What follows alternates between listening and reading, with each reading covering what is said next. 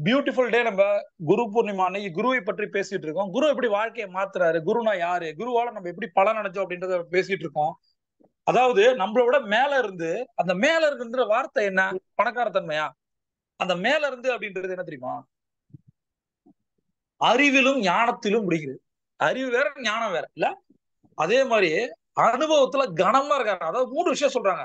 அறிவுல கனமா இருக்காரு, ஞானத்துல கனமா இருக்காரு, அனுபவத்துல கனமா இருக்காரு. கண்ணியமான ஆளுமை. இந்த வேர்ட் பாருங்க, அழகான வார்த்தை. கண்ணியமான ஆளுமை. இந்த ஆளுமை, இந்த டாமினேஷன் பாருங்க. எல்லாருக்கும் அட்ஜஸ்ட் பண்ணிட்டு கும்பிடுறேன் சாமி அப்படி கிடையாது. குரு குரு என்பவர் யாரு? பாப்பா என் குரு நடந்து ஸ்டேஜ்ல வருவாங்க, பேர சொன்னோன்னு அந்த நடக்கும் போது தெரியிற அத்தனை ஆன்மங்கள் எந்திரிச்சு நிக்கும் போது, ஒரு பெண்மணி அந்த டாமினேஷனான இண்டஸ்ட்ரியில அப்படி நடக்கும் போது எவ்வளவு பேரு, எத்தனை கண்ட்ரியோட பிரசிடென்ட் எந்திரி நிக்கிற அந்த அழகை பார்க்கலாம். அதுதான் குரு. அந்த ஞானம், அந்த அறிவு, அந்த ஆற்றல், அந்த அன்பு, இதெல்லாம் சேர்ந்துதான் ஒரு பெண்மணிக்கு முன்னாடி எல்லாரும் உட்காந்துருக்காங்க. என்னடா பண்ண போறா, எனக்கு ஏதாவது ஹெல்ப் பண்ணுமா அப்படின்ற மாதிரி. அந்த ஞானத்துல உயர்ந்தவர், அறிவில் உயர்ந்தவர், அனுபவத்தில் உயர்ந்தவர். அந்த கண்ணியமான ஆளுமை, உண்மையின் கணத்தில் அப்படின்ற அந்த ஓட்கால். உண்மையின் கணம், உண்மை. இன்ன வரைக்கும் நான் சொல்றேன், அந்த மாதிரி எல்லாம் சொல்றேன். ஒரு ஒரு கடவுளத்தோட தனி பிறப்பது, படைப்பது, தனியே படைப்பது. அது வித்தியாசமான அந்த மோல்டுல தனியா வந்து ஊந்துருச்சு. எல்லா சுயநல கூட்டத்துல இந்த அம்மா என் குரு மட்டும்தான் தனியா ஊழ்ந்துட்டாங்க போல இருக்கு. நல்லவங்க மத்தியில போய் விழுந்துட்டாங்க போல இருக்கு. அதாவது இதெல்லாம் நிரம்பி இருக்கவர். அதிக எல்லாரை விட சராசரி மனிதனை விட அறிவுல, ஞானத்துல, கல்வியில, அனுபவத்துல, கண்ணியமான ஆளுமையில, உண்மையில யார் ஒருத்தர் உயர்ந்திருக்காரோ அவரு தான் குரு. அவர் வந்து என்ன சொல்றது, அவருடைய ஃபவுண்டேஷன் எப்படிப்பட்டது அப்படின்றாங்க. ஒரு குருவோட ஃபவுண்டேஷன் நல்லா கவனிக்கல. டக்குன்னு ஒருத்தர் குருன்னு சொல்லிடக்கூடாது. இவருக்கு பின்னாடி என்ன பேக்ரவுண்ட் இருக்கு, என்ன பண்ணி வந்திருக்காரு, எவ்வளவு வந்து பிரச்சனைகளை சந்திச்சாரு, இப்ப எப்படி இருக்காரு, அவரால நம்மள கைட் பண்ண முடியுமா, மென்டாரிங் கொடுக்க முடியுமா, வழி நடத்த முடியுமா, அவருக்கு அந்த அந்த ஆழமான கனமான அனுபவம் இருக்கா, அவரோட ஃபவுண்டேஷன் எப்படி இருக்கு. இந்த லாஜிக் என்ன அப்படின்னா, அப்படியே யோசிச்சு பார்க்கணும். குரு என்பவர் எப்படி இருப்பாரா, அவர் கனமா இருப்பார், கனமா இருப்பார், கனமா இருப்பார். இந்த கணங்கள்லாம் சேர்ந்து அறிவால் விளைந்த கணம், அன்பால் விளைந்த கணம், அந்த உண்மையால் விளைந்த கணம், இதெல்லாம் சேர்ந்து எப்படி பண்ணுதா, ஒரு குருவானவர் மலையை போல கனமானவர், அவர் அசைக்கவே முடியாது அப்படிங்கிறது. யோசிச்சு பாருங்க. என் குரு அப்படிதான். அதாவது நினைச்சுப்பேன், எனக்கு ஏதாவது ஒரு பிரச்சனை நினைப்பேன், ஐயோ மா காப்பாத்துமா. இந்த மானசீகமா நினைக்கும் போது ஒரு அந்த டெலிபதி ஒர்க் ஆகும் பாருங்க. ஒரு குருவுக்கும் நமக்குமான, ஒரு சிஷ்யனுக்கும் ஒரு குருவுக்குமான இந்த டெலிபதி ஸ்டார்ட் ஆயிடுச்சுன்னா, அந்த ஸ்ட்ராங் டெலிபதி ஸ்டார்ட் ஆயிடுச்சுன்னா ஒருத்தரும் தொட்டு பார்க்க முடியாது, ஒரு பிரச்சனையும் வரும். அந்த டெலிபதி எப்படி வரும், அவங்களும் நினைத்து, இதுதான் முக்கியம். நிறைய பேர் பண்றது என்னன்னா, மானசீகமா நம்ம நினைச்சுக்கிட்டே இருக்கோம்.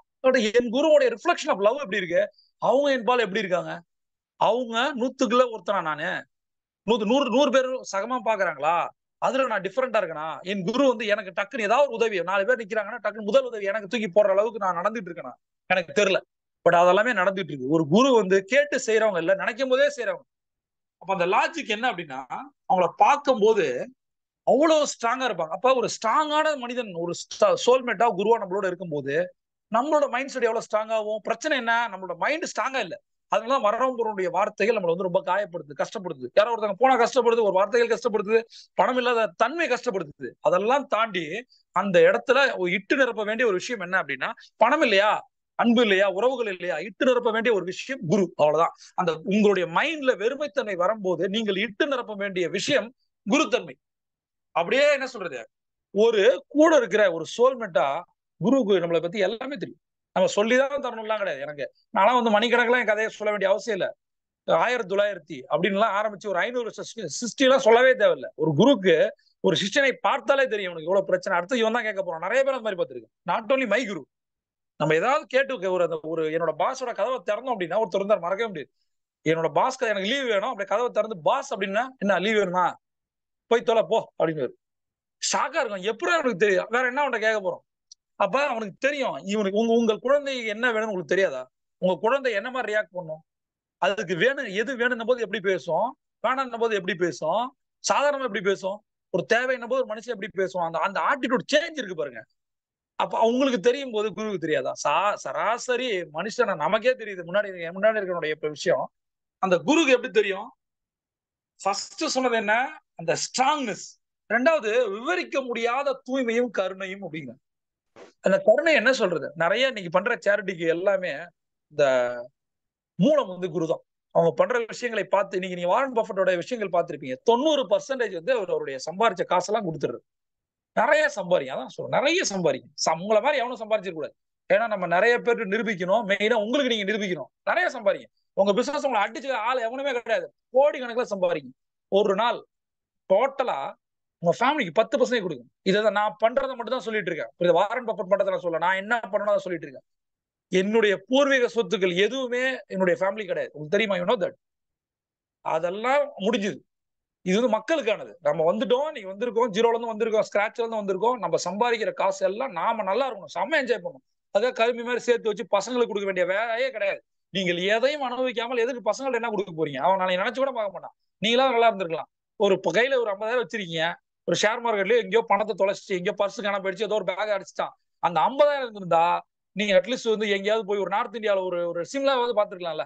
அப்ப அந்த பணத்தை தொலைச்சிட்டு ஐயோ சிம்லா கூட பாக்கலையே. நான் வந்து என்னோட பிசினஸ்ல முதல் ஒரு கோடி 2 கோடி லாஸ் ஆகும் போது நான் நினைச்சேன், ஒரு ஆடி எடுக்கிறதுக்காக போயிருந்தோம். ஆடியை பார்த்துட்டு அதுக்கப்புறம் வேற ஒரு ஷோரூமுக்கு போனோம். வண்டி எடுக்கல அந்த டயத்துல. அப்போ வந்து நினைச்சேன் 2 கோடி லாஸ் ஆகும் போது என்னோட செக்ரட்டரி சொன்னேன் நான் லைவ்ல, அதாவது எடுத்துருக்கலாமடா, ஜாலியாவது ஓட்டுருக்கலாமடா, அதாவது கையில நின்றுருக்கா, எதுவுமே எல்லாம் போச்சேடா. நான் அப்ப வாழ்க்கையை அனுபவிக்காமல் பணம் இது இருக்கு. அதே தான் நான் பண்ணதான் நீங்க பண்ண போறீங்க. பணத்தை நிறைய ப்ராப்பர்ட்டி எல்லாம் வாங்கி சேர்த்து வச்சு குழந்தைங்களுக்கு கொடுத்துட்டு நம்ம வந்து சன்னியாசியா போறதா? என்ஜாய் பண்ணுங்க. நீங்க என்ஜாய் பண்ணு, நீங்க சந்தோஷமா இருங்க, குழந்தைகளுக்கு காட்டுங்க. நான் நிறைய சம்பாரிச்சேன், நான் நல்லா இருந்தேன், நீ நிறைய சம்பாரி, நல்லா இரு. என் பணத்தை எதிர்பார்க்காத. அவ்வளவுதான். ஒரு 10% மேக்சிமம் அவனுக்கு கொடுக்க வேண்டியது கல்வி. நமக்கு அவனுக்கு கொடுக்க வேண்டியது என்ன? கல்வி. படிப்பை கொடுத்துரு, அவன் பண்ணிப்பான். எல்லாத்தையும் அவனுக்கே கொடுங்க. இதெல்லாம் யோசிச்சு பாருங்க. இந்த பொலிட்டீஷியன் பசங்க எல்லாம் நினைச்சு பாக்குறேன். நேத்து கூட சொல்லியிருந்த ஒரு ஜூம்ல 5000 கோடி ஏமாத்தி ஆட்டையை போட்டான். கடைசியில் அவனோட குழந்தை வந்து மனநிலை பாதிக்கப்பட்டு ஒரு கம்பத்துல கட்டி வச்சிருக்கான். அந்த குழந்தையோட ஓலம் கேட்கும் போது அவனோட அப்படியே அந்த குரல் என்ன சொல்றது, அப்படியே அடி வேறு கலங்காது. அந்த 5000 கோடி ஒரே நாள் கொடுத்துட்டு போயிடலாம் வாழ்க்கையில. ஒருவேளை திருந்தறதுக்காக வாய்ப்பு இருக்கு. எல்லா டாக்டரையும் பார்த்தாச்சு, 5000 கோடி இருக்கு.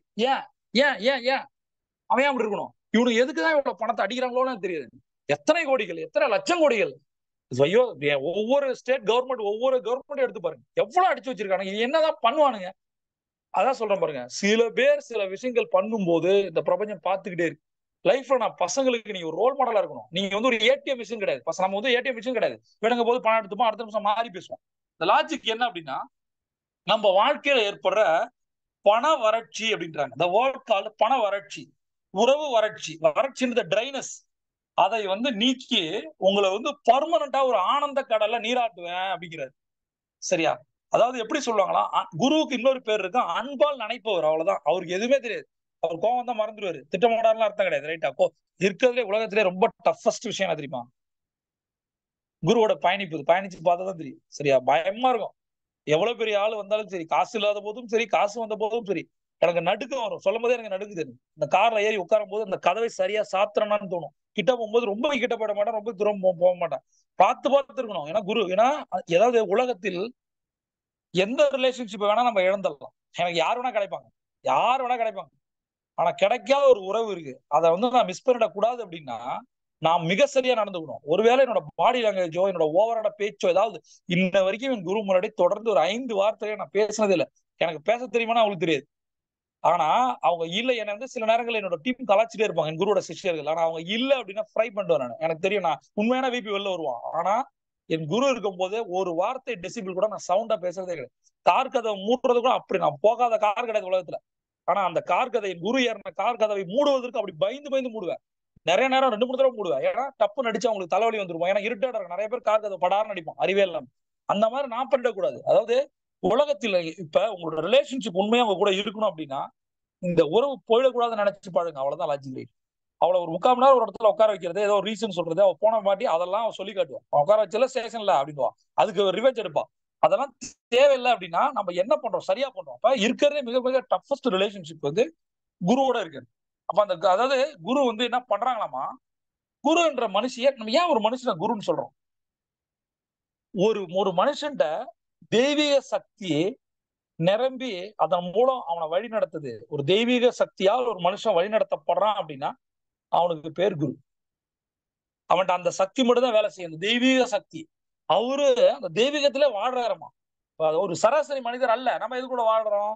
பிரச்சனைகளோட வாழ்ந்துட்டு இருக்கோம். நம்ம யாரோட வாழ்றோம்? மனிதர்களோட வாழ்றோமா? சந்தோஷத்தோட வாழ்றோமா? நிம்மதியோட வாழ்றோம்? பிரச்சனையோட வாழ்ந்துட்டு இருக்கோம். ஆனா குரு எங்க வாழ்றாரு? தெய்வீகத்தோட வாழ்றாரு. அவரு தெய்வீகத்தோட இருப்பை கொண்டிருக்கிறார் அப்படிங்கிறாங்க. அது மட்டும் இல்லாம அவர் வழியா தான் அந்த தெய்வீகம் ஓடிக்கிட்டே இருக்கான். அதாவது ஒரு விஷயம் என்ன சொல்றது, ஒரு மனுஷன் அந்த இறைத்தன்மை மூலம் சூப்பர் பர்சனாலிட்டியா மாறுவதுதான் குருத்தன்மை அப்படிங்கிற. ஒரு மனிதன் மனிதன் அல்ல, குரு மனிதன் அல்ல, ஒரு சூப்பர் பர்சனாலிட்டியா மாறுறது. அவனுடைய சக்தி, எல்லையற்ற சக்தியை ஒரு மனுஷன் கொண்டு இருந்தானா அவனோட பேர் குருவான். Infinity of power. அது அப்படி இதெல்லாம், அதாவது இந்த மாதிரி ஒரு மனுஷனை பார்க்க முடியுமா? இந்த லாஜிக் என்ன தெரியுமா? ஒரு குருவோடைய ஃபங்க்ஷனாலிட்டி என்ன? என்னோட வாழ்க்கையில என் குரு எப்படி வந்து செயல்பட்டாங்க அப்படின்னா, என்னுடைய குரு வந்து போட்டிருக்க ட்ரெஸ் வந்து ஒரு டைமண்டா இருக்கும். இந்த டைமண்டோட விலை மல்டி லேக்ஸா இருக்கும். ஆனா அவங்க வெளிப்படுத்துற விதம் ரொம்ப சாதாரணமா இருக்கும். அவன் என்னைக்குமே ஒரு பணக்காரியை அவங்க காட்டிக்கிட்டதே இல்லை. காட்டுபவன் பணக்காரன் அல்ல. அவங்க அவ்வளவு பிரைவேட் ஜெட் இருக்கு, வேற என்ன வேணும்? அது வாங்குறதே ஒரு பெரிய கணக்கு, சரியா? அப்ப அந்த லாஜிக் வந்து பாத்தீங்கன்னா, எவ்வளவு பணம் இருந்தாலும் எவ்வளவு அறிவு இருந்தாலும் அவங்க எளிமையா இருப்பாங்க. இப்ப எளிமையானவர் தான் குரு. ரெண்டாவது மிக முக்கியமான விஷயம், யார உங்களால புரிஞ்சுக்க முடியலையோ அவங்க தான் குரு. ஏன்னா குருவை உங்களால புரிஞ்சுக்க முடியாது, உங்க எல்லைக்குள்ள கொண்டு வர முடியாது. எனக்கெல்லாம் நிறைய நேரத்தில் புரிஞ்சுக்க முடியாது, அது ரொம்ப ரொம்ப கஷ்டம். எளிமையானவர், ஆனா பாக்குறதுக்கு ரொம்ப ரொம்ப டஃப்பானவர்.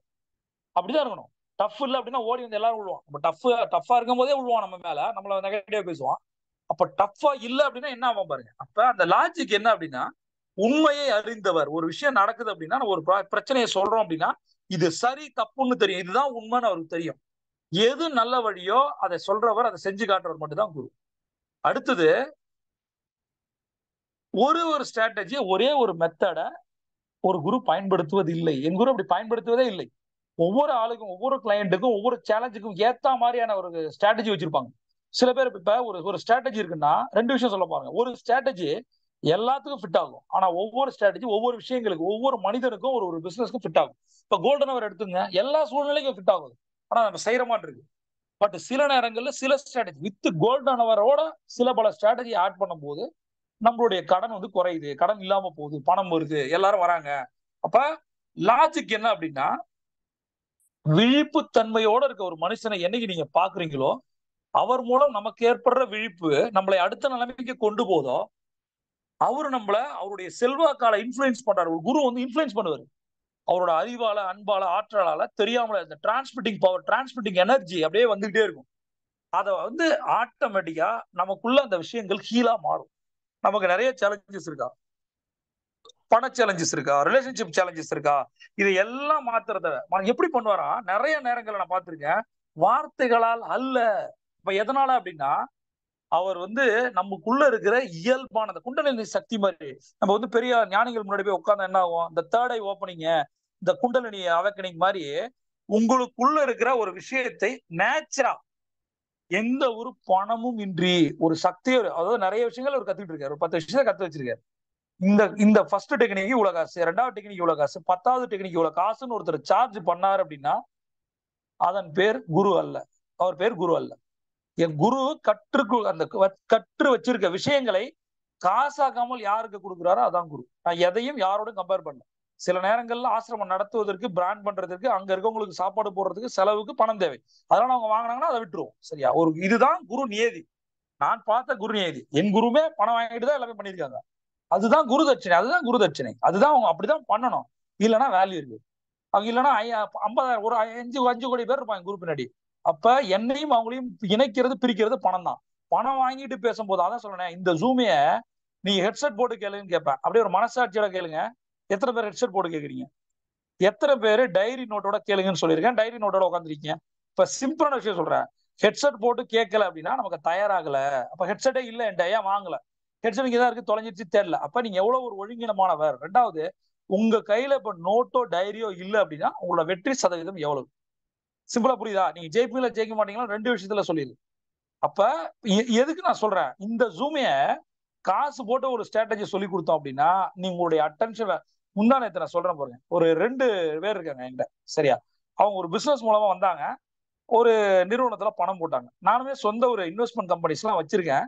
என்கிட்ட வந்து பேசினாங்க. அதாவது என்ன சொல்றாங்க அப்படின்னா, வாழ்க்கையில் எவ்வளவு மனிதர்கள் பாருங்க, என்னை குரு குரு குருன்னு சொல்றவர். அவர் வந்து என்ன சொல்றாருன்னா, நான் வந்து 24% கொடுக்குறேன் வருஷத்துக்கு, 24% ரைட், மாசத்துக்கு 2%. அவர் ஃபர்ஸ்ட் கிளைம் என் செக்ரட்டரி வந்து உட்கார்றாரு, அவன் என் ஆபீஸ் வந்து பேசுறாரு. எடுத்தோன்னு என்ன சொல்றாரு, 10 கோடி ரூபாய் இன்வெஸ்ட் பண்றோம், 40% கொடுங்க அப்படின்னு. அவரு குருன்னு சொல்றதுக்கு தகுதியானவர் அல்ல, அவர் சொல்லவே கூடாது. குரு கிட்ட வந்து பேரம் பேசுறான்னா அவன் மனுஷனே கிடையாது, அப்புறம் என்ன வந்து அவர் வந்து சிஷ்ய வேற. அப்போ வந்து பேசுறாரு. பேசிட்டு நாங்க மினிமம் எவ்வளவு இன்வெஸ்ட் பண்ணுவீங்க, ஒரு கூட என்னோட ஸ்டாஃப் சொல்லிட்டாங்க, இல்ல எல்லாருக்குமே அவ்வளவுதான் 24% தான் ஆஃபர் இருக்கு, அதை நாங்க சொல்லக்கூடாது, இந்த மாதிரி பேசுறோம் ஆஃபர் சொல்லுது வந்தாச்சு. அவங்க வந்து ஒரு துபாய் பேஸ்ட் ஒரு கிரிப்டோல பணத்தை இன்வெஸ்ட் பண்ணிருக்காங்க. எவ்வளவு பணம் அப்படின்னு பாத்தீங்கன்னா, இவர் ஒரு 30 லட்சமும் அவரோட நண்பர் 2 பேர் தான் வந்தாங்க, அவர் ஒரு 7 கோடி போட்டுருக்கு. அந்த 2 பேருமே ஒரு ப்ரெஷர்ல எனக்கு கால் பண்ணிக்கிட்டே இருக்காங்க.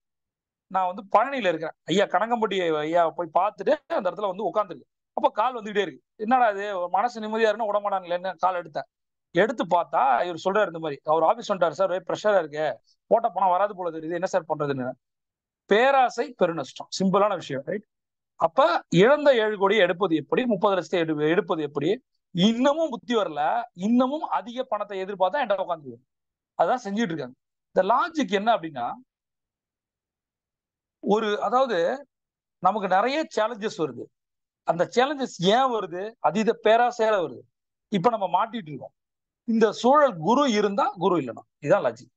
ஃபர்ஸ்ட் இந்த 30 lakhs அவர் இன்வெஸ்ட் பண்ணும்போது, இன்வெஸ்ட் பண்ணி 3வது மாசம் 4வது மாசம் என்கிட்ட கால் பண்ணாரு. அப்போ அவர் என்கிட்ட கேட்கும்போது நான் என்ன தெரியுமா சொன்னேன், இது ரொம்ப ரிஸ்க்னு சொன்னேன். இது இந்த பிரச்சனைகளுக்கு முன்னாடி சொல்லிட்டேன் நான். ஏன் சார், நான் ராமா போட்ட பணம் வராது பாத்துங்க அப்படின்னு சொன்னேன். வந்தா சந்தோஷம், இது வரைக்கும் கொடுத்துருந்தாங்கன்னா அந்த பணத்தை எடுத்துருங்கன்னு சொன்னேன். அவங்க எடுக்கல, எடுக்க முடியல. அப்ப முன்னாடி நான் சொன்னது நடந்துருச்சா? நடந்துருச்சு. நிறைய பேரை பாருங்க, நான் 24% வருஷத்துக்கு தரேன்னு சொல்றேன், ஆஃபரோட சேர்த்து ஒரு 36% தரலாம், 3 வட்டி தரலாம், அவ்வளவுதான் தர முடியும் அதிகபட்சம்.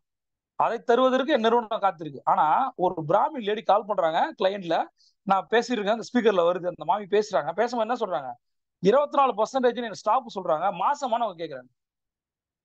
ஒரு மாசத்துக்கு 24% எதிர்பார்க்கிற ஒரு கூட்டம் இருக்க வரைக்கும் பல நிறுவனங்கள் இப்படிதான் வருவான். அதாவது இவங்க எல்லாம் ஏமாற்றப்பட வேண்டியதுதான். கொஞ்சம், அதாவது பேங்கோட அதிக வட்டி கொடுக்குற கம்பெனில போடணுமா, அல்லது பேங்க் வட்டி மாசம்னா ஒரு நாளைக்கு எதிர்பார்க்கறான், அதனாலதான் ஃபெயிலியர் ஆகும். புரியுதா? பேராசை இல்ல, மிகப்பெரிய பேராசை. ஒரு நாள் பேராசைப்பட்ட பணம் ஒரு யோசிக்கணும். நம்ம அதான் சொல்றேன், இன்வெஸ்ட்மெண்ட் கான்செப்ட் என்ன, நீங்க 1 லட்சம் பணம் வாங்குறீங்க, வட்டி எவ்வளவு கொடுப்பீங்க? உங்களால 5 வட்டி கொடுக்க முடியுமா? முடியாது. கொடுத்து பார்த்தா தான் தெரியும். 3 வட்டின்றதே சிரமப்பட்டு தான் கொடுக்கணும். அப்ப 3 வட்டி வரைக்கும் பரவாயில்ல. ஒரு நிறுவனம் அதை விட அதிகமா கொடுக்குதுன்னு சொல்லும் போது யோசிக்காத மனநிலை, அவன் என்ன பண்றான், நான் நினைச்சா ஒண்ணு பண்ண முடியும், ட்ரிகர் பண்ண முடியும். 50% சொல்றேன், ஒரே வருஷத்துல டபுள் சொல்றேன். என்கிட்ட 10,000 கோடி இருக்கும், அடுத்த நிமிஷம் என் அக்கௌண்ட்ல 10,000 கோடி இருக்கும். என்னை நம்புகிறவர்கள், நான் வந்து ஒரே பணம் 1 லட்சம் போட்டா 2 லட்சம் ஒரு வருஷம்னு சொல்றேன்னா 50,000 கோடி என்கிட்ட இருக்கும், தெரியுமா? ஏன்னா அப்படி இருக்கும், நம்ம ஒரு பிராண்டா மாறி இருக்கும். ஆனா இந்த இடத்துல ஒரு மேட்டர் என்னன்னா, தர முடியுமா? எத்தனை சதவீதம் தர முடியும்? ஏன் வந்து அந்த இடத்துல உங்களுக்கு அந்த பேராசை கண்ணை மறைக்குது? ஒரு குருவோட இருந்திருந்தா, அதான் சொல்றேன், அந்த குருவோட இருந்திருந்தா அந்த பேராசை தன்மை. நீங்க ஒரு இன்வெஸ்ட் பண்றீங்களா, இப்போ வந்து மலேசியா போயிருந்தேன், என்னோட கிளைண்ட் ஒரு டாக்டர், அவங்கள்ட்ட சொன்னேன், அவங்க ஹஸ்பண்டுக்கு தெரியாம ஏதோ ஒன்று கிரிப்டோல போட்டு 50 லட்சம் காலி. கார்ல போயிட்டு இருக்கோம், காஸ்ட்லியஸ்ட் பென்ஸ். அதுல போகும்போது அவங்க என்கிட்ட சொல்றாங்க, அவங்க பென்ஸ் தான் போறோம். அப்ப அவங்க சொல்றாங்க, அப்ப நான் சொன்னேன், மேடம் இன்னையில இருந்து நான் ஒரு விஷயம் சொல்றேன் கேளுங்க, என்ன இது மேபி இதை நீங்க உங்களுடைய மென்டார் யாரோ கோச் யார்ட்டையோ இந்த மாதிரி நீங்க நடந்துக்கிட்டீங்கன்னா நீங்க என்னைக்குமே கடனாளி ஆக மாட்டீங்க, லாஸ் ஆக மாட்டீங்க. இன்னையில இருந்து நீங்க 10,000 ரூபாய் இந்தியா காசுக்கு சொல்றேன், உங்க காசுக்கு வச்சுக்கீங்க, 10,000 ரூபாய் இந்தியா காசுக்கு 10,001 ரூபாய் செலவு பண்ண வேண்டிய சூழல் வந்தா, உங்கள் மகளுக்கு ஒரு நகையோ உங்க பையனுக்கு ஒரு ட்ரெஸ்ஸோ எடுத்து கொடுக்கணும் 10,000 ரூபாய்க்கு மேல அப்படின்னா, என்னை கேட்காம நீங்க செய்யக்கூடாது. 10,000 வரைக்கும் நீங்க என்ன வேணா பண்ணிக்கீங்க, 10,001 ரூபாய் வரும்போது விபிட்ட கேட்டுதான் நீங்க செய்யணும் அப்படின்னு. இதை இந்த மாதிரி அவங்க பண்ணியிருந்தாங்கன்னா 50 லட்சம் கடன் வந்திருக்காது. கடனால பயங்கர மன உளைச்சல். ஒரு டாக்டர் அவங்க, நான் கேட்டேன், ஒரு டாக்டர் ஒரு ஒரு ஒரு கார்டியாலஜிஸ்ட், நீ எதுக்கு போயிட்டு வந்து கிரிப்டோல பணத்தை போட்ட பேராசைல? உன் ஃபீல்டு என்ன, உன் ப்ரொஃபஷன் என்ன, என் கம்பெனி எப்படி இருக்கு, நீ எதுக்கு போட்ட? அந்த லாஜிக் என்ன அப்படின்னா, ஒரு அளவுக்கு மீறி ஒரு பணத்தை நம்ம செலவு பண்ணும்போது அந்த துறையில இருக்கவங்கள்ட்ட ஒரு வார்த்தை கேட்கலாம். இப்ப லாஸ் ஆயிடுச்சு, 30 லட்சம் போயிடுச்சு, 7 கோடி வந்துருச்சுன்னு கால் பண்ண தெரியுது. ஆனா அதுக்கு இன்வெஸ்ட் பண்றதுக்கு முன்னாடி இவனை கேட்க தெரியல. அதுக்குதான் சொல்றது, ஒரு மென்டார், ஒரு குரு வேணும் அப்படிங்கிறது.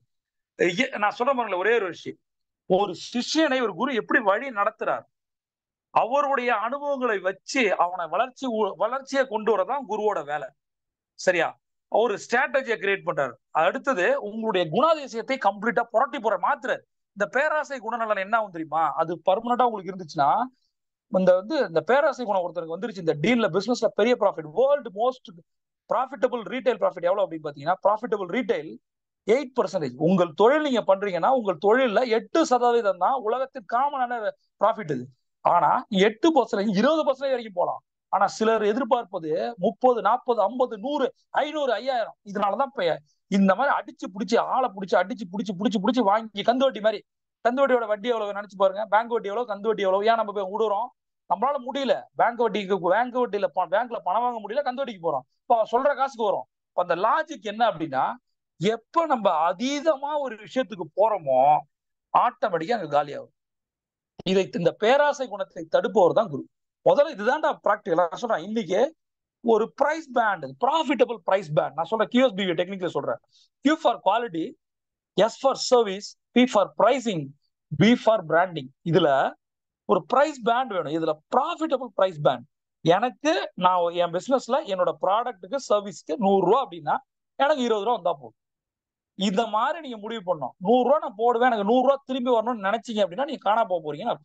அதுல தப்புச்சீங்கன்னா ரொம்ப பெரிய விஷயம். அதான் சொல்றேன். அதனால இந்த மாதிரியான பேராசை குணங்களை தடுப்பது ஒரு அது எப்படி ஒரு இன்ஃபுளுயன்ஸ் பண்றாரு அப்படின்னா, உங்களுக்குள்ள ஒரு யாருக்கு இந்த மாதிரி பேராசை குணம் வரும் பாத்தீங்கன்னா, யாருடைய மைண்ட் வேபிளா இருக்கும். இந்த பேராசை குணம் அவனை நிம்மதியா தூங்க கூடாது. வேபிளிங் கேரக்டர் இருக்கும். அவன் நிறைய மூட் ஸ்விங் இருக்கும். அவன் கன்ஃபியூஷனாவே இருப்பான்.